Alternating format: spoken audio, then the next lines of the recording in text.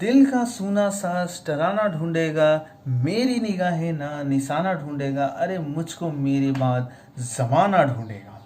हाय दोस्तों, मैं हूं अमित कुमार और फिर से आपका स्वागत है आपके अपने YouTube channel life changing spirit में। और मैं आज आप लोगों को जो मेरा मोटिवेशनल जो टॉपिक है उसको मैं एक कहानी के माध्यम से आप लोगों को समझाने की कोशिश करूंगा। तो दोस्तों, आज का जो हम लोगों का जो ये टॉपिक है इसको जो मैं बोल रहा हूँ कि कहानी के माध्यम से ये समझाने की कोशिश करूंगा। तो दोस्तों, आज कहानी का मुख्य किरदार है बासु और सपना। दोस्तों, एक बासु नाम का लड़का रहता है, उसका उम्र 13 साल का रहता है और सपना भी 13 साल की रहती है। दोनों ही क्लास 8 में पढ़ रहे होते हैं। तो दोनों के बीच में काफ़ी ज़्यादा गहरी मित्रता थी। दोनों काफ़ी अच्छे दोस्त हैं। वो लोग एक दूसरे से प्रोजेक्ट शेयर करना और एक दूसरे के संग टिफ़िन शेयर करना, एक दूसरे के संग अपनी जो भी दुख सुख की जितनी भी घड़ियाँ हैं सब एक दूसरे के साथ किया करते थे। वो लोग कभी भी एक दूसरे के साथ, उन लोगों में कभी झगड़ा तो होता ही नहीं था। अगर झगड़ा होता भी था तो काफ़ी जल्दी उन लोगों में सॉर्ट आउट हो जाया करता था।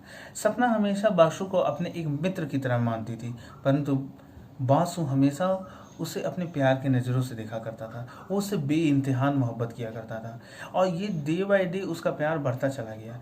क्लास 10 में उसकी क्लास 9 में हालांकि कई नए बच्चे, आप जानते हैं कि स्कूल में फिर दाखिला लेते हैं कोई और स्कूल से आने के बाद। तो क्लास 10 में उसका एक दोस्त मिला जिसका नाम था माधव। उसने माधव को जाके बासु ने अपनी ये पूरी बातें बताई कि वो सपना से कितना ज़्यादा प्यार करता है। तो माधव ने उसे सुझाव दिया कि वो जाके सपना को ये बातें कह दे कि वो उससे सबसे ज़्यादा प्यार करता है। परंतु एक सीक्रेट जो बासु को पता चला था सपना के बारे में कि वो किसी और लड़के से प्यार करती है, जबकि वो उसका क्रश रह चुका है, उसका पास्ट रह चुका है। वो अब उसको कुछ भी नहीं समझता, उसकी फीलिंग्स की कदर नहीं करता। यही कारण था कि उन लोगों में ब्रेकअप हो चुका था। लड़की यानी आपका सपना उसे बहुत ज़्यादा इंपॉर्टेंस देती थी, परंतु वो उसे इंपॉर्टेंस नहीं दिया करता था। तो इसके बाद जब ये माधव ने जब ये बात बताई तो वो क्लास 10 में ही अपने दोस्त की बात मानकर सपना को प्रपोज करने के लिए जाता है। सपना को प्रपोज करने के बाद सपना उसका प्रपोजल रिफ्यूज़ कर देती है। बोलती है कि मैं तुम्हें केवल अपनी दोस्त की समझती हूँ और मैं किसी और से प्यार करती हूँ। ये बात सुनने के बाद बासु के ऊपर सब सोचो तो एक दुखों का पहाड़ टूट गया।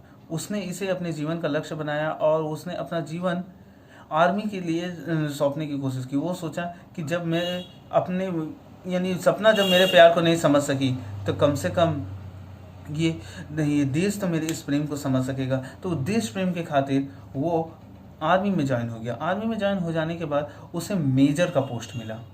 मेजर का पोस्ट पाने के बाद भी मेजर का पोस्ट पाया और ये देखिए कैसा इत्तेफाक दोस्तों कि मेजर का पोस्ट तो उसे मिला है और वहीं पर सपना को भी कैप्टन का पोस्ट मिला उसी आर्मी के अंदर में। तो एक मिशन के दौरान सपना के साथ एक मेजर को भेजा जा रहा था, जिस मेजर का नाम पड़ा बासु चैटर्जी। बासु खुद गया था उन लोगों के संग मेजर बन के। और उस दौरान जब उन दोनों का क्लैश हुआ तो एक गजब का क्लैश हुआ। उस दौरान एक मिशन पर वो लोग एक साथ गए, मिशन पर उन लोगों को एक साथ होना पड़ा। और जिस दौरान सपना को यह एहसास हुआ कि बासु को सच में उससे ज़्यादा, उससे कितनी ज़्यादा वो उसको चाहता है, कितना उसके अंदर बेइंतहान मोहब्बत है उसके लिए। लेकिन ये बहुत दिन तक ये जो प्रेम का उसका जो फीलिंग्स था ये शायद बासु फिर कभी जान नहीं सका, क्योंकि उस मिशन के दौरान उसकी मौत हो गई। बासु के गुजर जाने के पश्चात उसके जब लास्ट वर्ड जब वो गिन रहा था, जब बासु अपनी अंतिम सांसें गिन रहा था, तो उस दौरान सपना भी उसके सामने मौजूद थी। सपना ने उससे पूछा कि बासु तुम्हें कुछ भी नहीं होगा। तो बासु ने कहा कि मेरी जान को कुछ भी नहीं होगा, क्योंकि मेरे जो दिल की धड़कन है वो तुम्हारे अंदर धड़कती है। जब सपना ने सुना तो उसकी आंखों से आंसू रुके ही नहीं कि जिसे मैंने इतना बड़ा तरीके से रिजेक्ट किया, जिसे मैंने कभी भी चाहा नहीं, जिसे मैंने हमेशा दोस्त समझा, वो आज भी मुझसे इतना ज़्यादा प्यार करता है, आज 6 साल बाद भी। और आर्मी के दौरान वो मेरे संग मिशन पर आया और अंतिम सांसें गिनते वक्त भी वो मेरे बारे में ही क्यों सोचता है। तो ये बात उसको गड़ गई, परंतु ये बहुत देर हो चुकी थी क्योंकि बासु की मौत हो गई उसके बाद। तो इससे हमें एक सीख मिलती है दोस्तों कि हम जो ये प्यार प्यार का जो बात कहते हैं कि हम उससे लव करते हैं, हम उससे लव करते हैं, ये क्रश कुछ भी डिफाइन नहीं करता है हमारे लाइफ में। क्रश जो होता है वो ब्रश की तरह होता है। जिस प्रकार हम सुबह उठ के ब्रश के जरिए हम अपने चारों तरफ के दांतों के मैले के जिस प्रकार साफ कर देते हैं, ठीक उसी प्रकार क्रश भी हो जाते हैं। क्रश को हम लोगों को अब जो पास्ट हो गया, जो बीत गया सो बीत गया, उसको लेके आगे नहीं बढ़ना है, वरना छाया मत छूना मन होगा दुख दूना। छाया मतलब यहाँ पास्ट है, अगर उसको आप लेके आगे बढ़ते हैं तो मन आपका होगा दुख दूना, दुख 2 गुना आपका हो सकता है दोस्तों।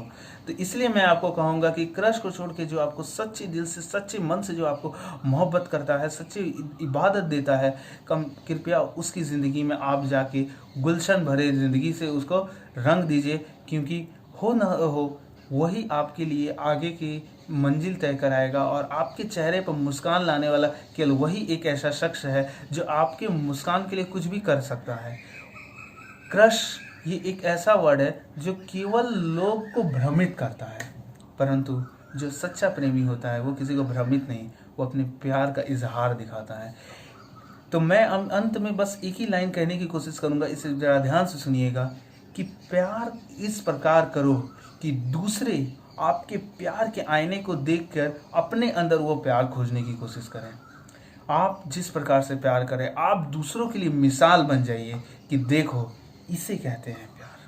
तो आशा करता हूँ दोस्तों आप सभी को मेरा इसका जो भी मैंने इस यहाँ पर प्यार के बारे में जो आपको समझाया कि किस प्रकार हमें क्रश के ऊपर ध्यान ना देके हमें अपने प्रेजेंट की तरफ ध्यान देना है, उम्मीद है आप लोगों को इसका मतलब समझ में आ गया होगा।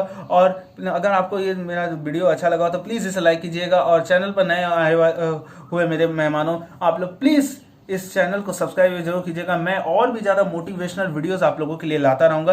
तब तक के लिए जय हिंद, जय भारत।